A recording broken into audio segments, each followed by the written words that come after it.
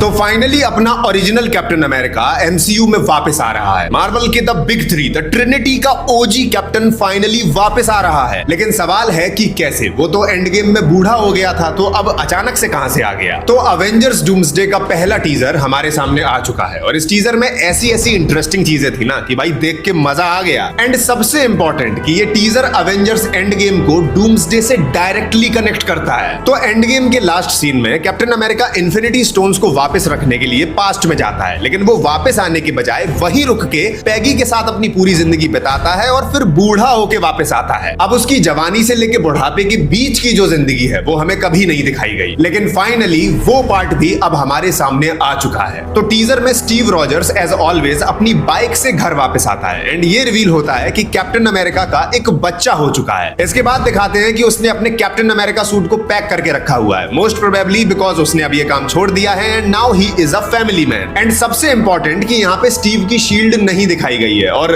दिखाई भी कैसे जाएगी क्योंकि वो तो थैनोस ने तोड़ दी थी ना। एंड इसी के साथ स्क्रीन पे लिख के आता है कि Steve Rogers will return in Avengers doomsday, यानी कि मोस्ट प्रोबेबली यहाँ पे बात उसकी फैमिली पे आने वाली है, जिस वजह से उसे एक बार फिर से अपने उसी पुराने सोल्जर मोड में वापस आना पड़ेगा। बाकी इस बारे में तुम्हें क्या लगता है?